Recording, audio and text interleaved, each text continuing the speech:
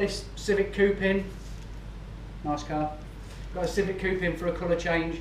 We've done some light repairs, obviously primary areas, and now we're going to start with a white base, and then we're going to go put the colour over the top. I won't mention that, you'll see what colour it's going to be. The front's having a carbon fibre front on, so we're not doing the front. Obviously we've got a load of bits to paint next, all out there, but obviously we've got to concentrate on the shell first, get the shell painted.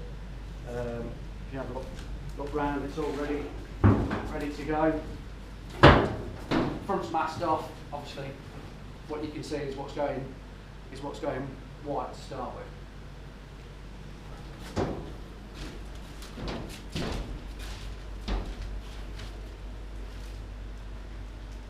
Let's hit it.